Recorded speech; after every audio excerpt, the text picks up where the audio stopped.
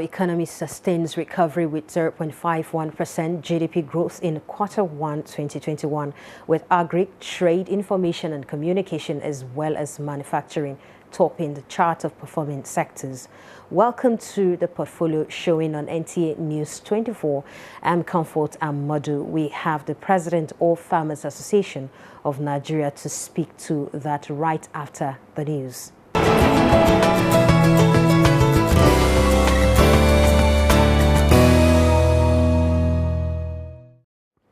Now, the African Development Bank President Akinwumi Adesina has made a case for scaling up financing for youths in Africa in view of the continent's young population in need of urgent attention.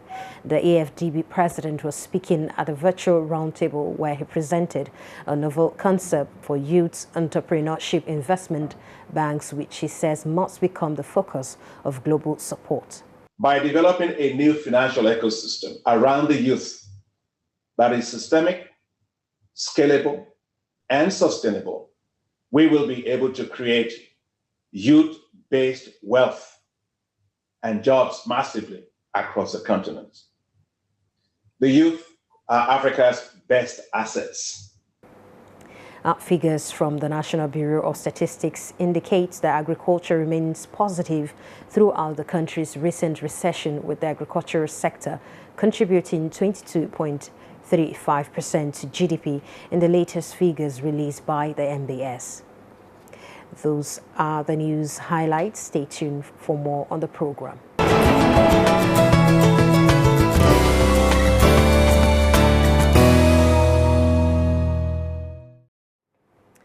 Welcome back. Now, in spite of the several challenges caused by low oil prices and the second wave of COVID-19 pandemic, Nigerian's economy gains more footing as gross domestic product rose by 0.51% in the first quarter of 2021, an increase from the 0.11% recorded in the last quarter of 2020. And Nigerian's agricultural sector since 2016 has maintained steady growth in its contribution to real gross domestic product, GDP. And Agric, trade, information and communication as well as manufacturing were the top performing sectors. Figures from the National Bureau of Statistics indicates that agriculture remained positive throughout the country's recent recession. From MBS latest figures, the Agric sector contributed 22.35% to GDP, what stimulated the growth in the sector. Architect Kabir Ibrahim, President of Farmers Association of Nigeria, is here to speak to the growth in the agricultural sector in the light of the recent published data. You're welcome to this. Thank you very much. Thank you. All right, we have a 0.51% increase on the quarter. That's the present record of the nation's GDP, so that we're sure of the figures. And Agric sector recorded 22.35%. What do you make of that? Well, it shows that the agriculture space is very resilient. In spite of all the challenges by COVID, flooding, insecurity and all that, we are still there. And if all these threats are removed, we will do even better. I want to attribute this to the focus of this administration to agriculture and the work that the CBN is doing on the Anko Borowa program. I believe that the farmers also should be congratulated for, in spite of all the challenges, working assiduously to make sure that we have food on the table. So apart from that, what do you think are the contributory factors to have gained this much? Well, you know, the CBN Anko Borowa program and the money that the FCBN is churning into the agricultural space is colossal. I am even surprised that it is not more than this, because when you look at the input or output, or whatever, the contributions to the agricultural space, nobody has done it before like this. So if not for the COVID-19 and the insecurity, the agriculture would have been the mainstay of the economy. It would even do better than oil. So I attribute it to these factors: the interest of the administration, the Ankoboroa program, and the farmers, because we are getting some very, very young farmers. Every day I get calls, people wanting to join. And agriculture actually takes place in the states. So we just send them to the states chapters to get registered. And you see through NALDA, they are making about 1,000 youth from every local government farmers. If those people come on board, the impact on the economy will be colossal. Okay, so how do you see federal government's intervention, especially in the area of dry season farming? You see, the ultimate hope of the farmer is to be able to do agriculture the year round. So the cross-cutting issues are between the Ministry of Agriculture and Ministry of Water Resources. The water resources controls the water bodies. Agriculture gives the impetus for the farmers to be able to partake. So if you have these cross-cutting issues being worked together, that if we have synergy amongst all the people who are stakeholders in the agriculture space, it will be very, very soon we will get out of the stage we are and get to prosperity and also attain food security. So there are many, many things that we need to put right. We need to make sure that the insecurity goes or is stemmed. And then, of course, the interest of the youth should be galvanized into agriculture, and the investment that we do, especially in mechanization and research and all that, should also be put together, and we have to work assiduously to make all of these work so that we will get the ultimate desire of food security. And with food security, the sky is the limit. We have vast land, we have good population, and then we have people, educated people. Therefore, we can be America, the United States. All right, we've seen the emergence of rice pyramids in some parts of Nigeria. How will you assess the impact of the production? Well, you see, for me, I think our farmers are doing their utmost to work and till the land in spite of the deficiency of mechanization. Now, if they are able to do pyramids, they may be symbolic for now, but at least the rice is available to make the pyramids with. And then now the only people who bring rice are the people, these people who are lawless. They only smuggle it. Officially you cannot bring rice into the country, and we are self-sufficient so far. The complaint from you people that there is a skyrocketing price of food and all that is, we don't look upon it that way. We look at it as if we are now getting value for what we produce. We don't say that there are skyrocketing prices, because if you look at the value of the currency, the naira, it's also dwindling. Therefore, things seem to be very expensive in the market. Look, expensive in the sense of but we also buy other things from the market. We experience the same thing. What we have, our bargaining chip is what we produce. But then when we go to buy other things, we also pay through our noses. But what I'm saying generally is let us situate the matter very well. The naira, the dollar is now like 480 to the naira. So anything you sell or you buy, you pay through your nose, because your currency is convertible to the dollar. Now, I will give you an example. If today you and the other two people here with me go to any restaurant, let's say we go to Chopsticks and have lunch, you can imagine how much we would spend. By the time they give us the bill, it will be the price of probably 2 bags of rice from the market. So if we have to buy other things, then we must sell our rice at a very good price. This is what is happening. But I think with time and with more production, if we enhance the productivity of the farmers, these things will be available. And availability can cause a downward review of the prices. Simple economics, the availability, elasticity of demand will come to play. But unless that is done, we are facing a catch-22 situation. We are caught between the devil and the deep blue sea. The farmers are happy that they are getting value. The consumers are complaining because prices are high. But if you look at all facets of life in Nigeria, everything has changed. And the farmers also go to the market the same way that other people go to the market. And we are the majority. Of course. COVID-19 has really brought about a lot of setbacks for farmers.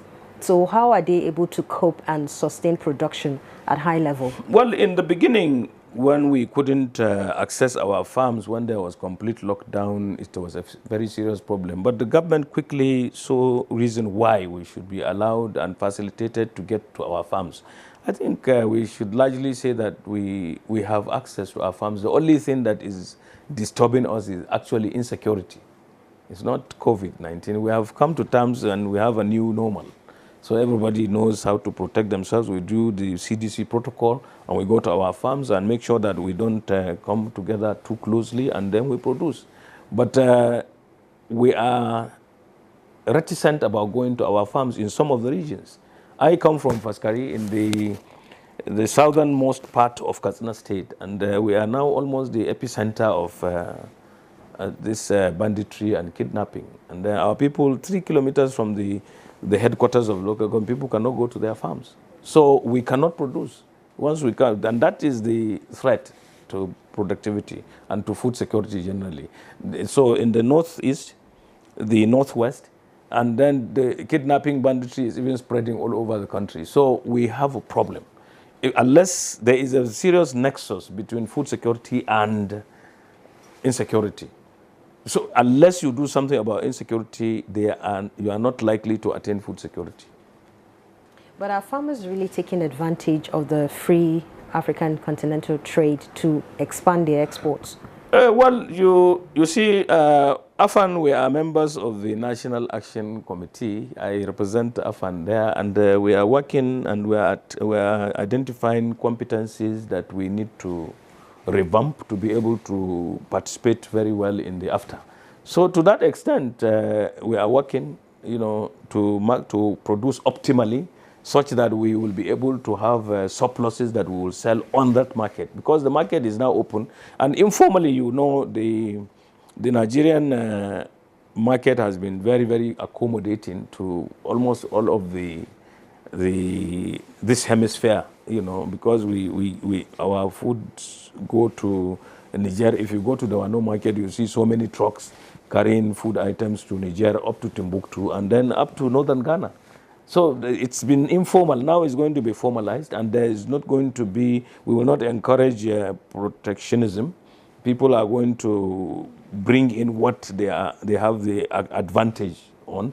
And so we will have a common market, and Nigerians will take advantage of it, and more so the farmers, because the farmers are anxious to get value, to have helicopters going to their farms, and then drive good cars, and just like every other person. So we will work, and then we are getting value for what we produce, and we hope that the AFTA is a very good opportunity for prosperity for us all. Job creation will be more if there was the possibility of processing. We have to work on our power. We have to work on so many things that will enable or give the enabling environment for processing to take place, and therefore there will be more jobs when you process. So we are looking forward to that, and I'm sure the government is working on all of these things. We are on the National Steering Committee of the Development Plan, where the government is anxious to be able to meet the 17 SDGs, before very long, and all these things will work. And when they work, we will be able to have jobs and all that, and all these restless youths now will start doing something useful to themselves and to the country. The dry season farming, there is no flooding during dry season. But if there is flood and before the water recedes, we get ready to do dry season farming or irrigated farming.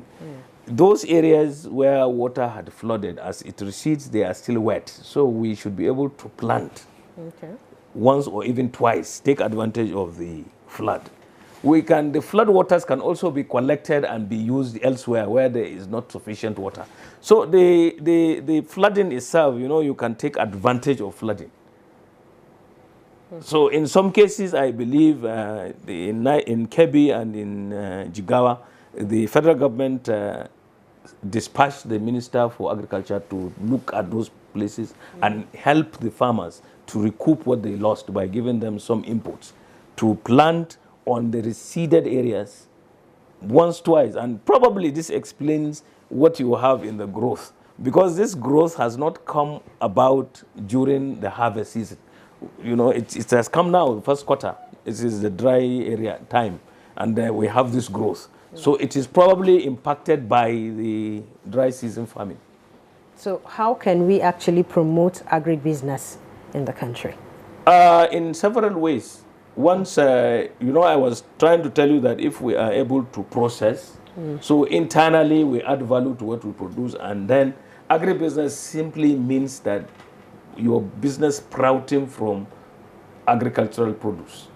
So the more you produce, the more you process, the more agribusiness you can do.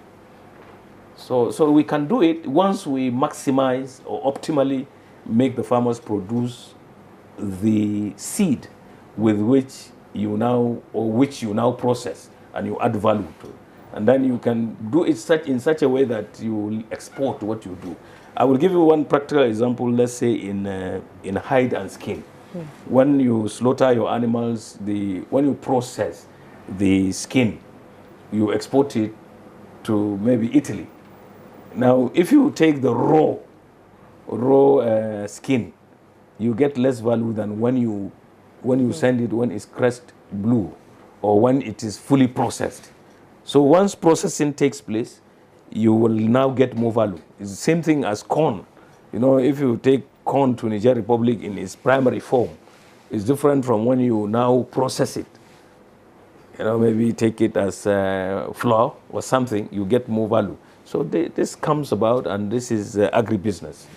Okay, so before we let you go, we're talking about data collection for farmers. How is that campaign coming so far? Because in area of accessing interventions, majority of farmers have to have data, probably registered to a bank also. Well, the data capture of farmers, today it's even a problem, because the Federal Ministry of Agriculture is doing it. They are using consultants, and they are not working with AFAN. So it is neither here nor there. The AFAN, we are so organized that we are in every state of the Federation. In fact, we are in every local government of this country. And we have compendium of members. The membership into AFAN is free. But if you want to own an ID card and a copy of our constitution, you pay some money. But face value, everybody who wants to be a farmer, or who is a farmer, who has parcels of land and all that, can register.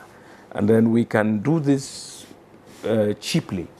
But if you use so many other vehicles that are available, consultants and all that, you can easily do it. And then in the CBN, the UN has even provided some funding for data capture. It's a matter of, taking advantage of that possibility. There are people who are really into it already, but the government is not aware. You know, the drivers of agriculture in this country are a bit shy of IT. You get people who really are, IT compliant. I'm sure they can work around it. You don't have to spend all this money, because the exercise that is being done now is, I believe they are now talking like they have captured about 5 million people. But if you look at the money that is budgeted and probably spent for that purpose, you find it's ridiculous. They are spending about 2.7 billion to capture about 5-6 billion. But when Adesina was the minister, when he was banding like 14.5 million farmers in Nigeria. So if today you say you register 5 million of them, what happens to the 8 million people that were already captured? And if you go to my office now, I'll give you compendium for Abuja farmers, for instance. It's a huge book. It has got many, many names, thousands of them. And those people, I believe, are not captured, because nobody really contacted AFAN before doing that. In some states that I have relationships with, the people doing the data capture merely say hello to even the federal directors. And the state directors, the state commissioners, whatever, do not even know it is going on. We had a meeting in the office of the chief of staff some time ago, and we were all baffled when the minister and his technical person said they were doing this thing. One sitting governor there said he was not aware. And the Minister of Finance was there, and I will quote her. She even expressed surprise that the ministry was capturing people, and here was the president of AFAN claiming that he didn't know. I emphasized that I didn't know. And I think even FirstPan was there in the meeting, the fertilizer people, they also said they were not aware. So I think we should do this transparently, openly, and people will be attracted to be registered. I mean, you are a farmer, what is wrong with being registered? And more so, a lot of these things, the support you get will come in faster if you are registered, if the parameters of what you do, your activities are known. So nobody is shy of being registered. Data capture is a very important element in planning. You know, in fact, I was a member of the Agriculture Committee in Katsina State. Before even the governor was elected, he had a number of committees, one of which was the Agriculture Committee, and it was in my farm. I gave them the possibility to have the meetings and all that. And I was the one who said, your thrust should be agriculture, and for you to be able to really do agriculture, you need to know the farmers. So the data capture, we started it there. In Katsina State, even what they have got now, Katsina State is better than every other state in terms of capture. Can we quickly get your advice to farmers on how to increase their yields and stay afloat? Well, you see, there are many factors for yield. Yield, you know, seed is very crucial to this. So you have to use good seed. Some people are using grains. These are seeds, they are not seeds. You must get seed, and there is a seed act. There are people who are mandated or authorized to peddle or sell seed. Buy seed from those people. Do not use grains.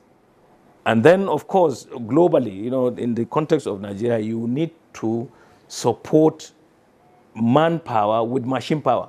That is, you have to do mechanization because you cover more mileage when you mechanize, and therefore you get it. So it's a gamut of many things that will, raise productivity. Thank you very much, Architect Kabir Ibrahim, President of Farmers Association of Nigeria. Thank you so much for coming to the studio. Thank you very much for having me. Great insight there. Thank you. Bosede Abel is set to bring us up to speed on the developments in the capital market. Bosse, it's over to you.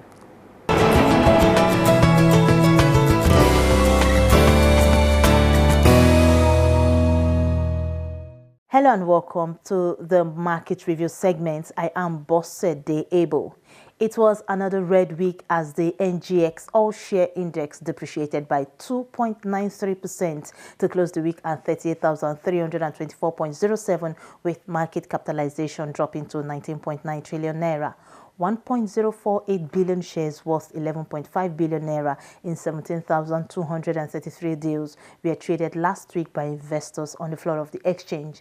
All indices finished lower with the exception of NSE Oil and Gas, NSE Growth, and NSE Sovereign Bond indices, which appreciated while the NSE ASEM index closed flat. The financial services industry led the activity chart with 674.7 million shares valued at 5.5 billion naira traded in 9,405 deals. The conglomerate industry followed with 94.5 million shares, while the third place was occupied by the ICT industry. The top three equities for the week were Zenith Bank, FBN Holdings, and Fidelity Bank. They jointly accounted for 248.2 million shares worth 3.2 billion naira in 2,988 deals. A total of 5,646 units of exchange-traded products, ETPs valued at 623,224 naira, were traded in the week in 14 deals, as well as 80,998 units of federal government bonds valued at 81.9 million naira in 22 deals. Summary of price changes saw 26 equities appreciated in price in the week under review. 41 equities depreciated in price, while 93 equities remained unchanged. And on the global scene, Asia-Pacific markets traded mostly higher Monday, but investors remain cautious over a resurgence in COVID-19 cases in some parts of the region.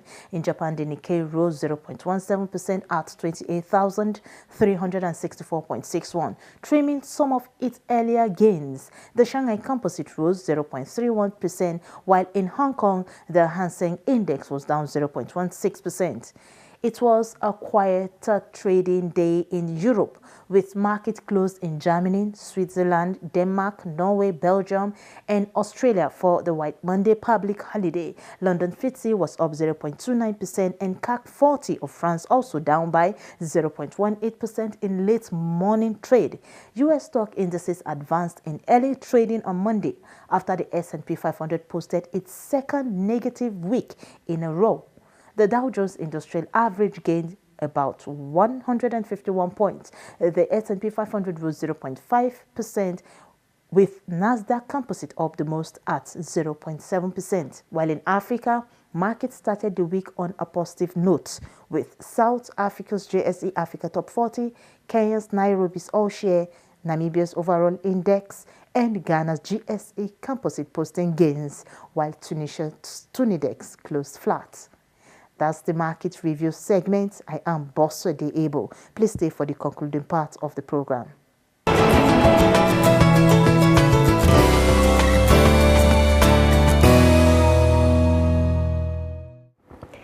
That's the portfolio at this time on NTA News 24. I'm Comfort and Modu. Stay safe. COVID-19 is real.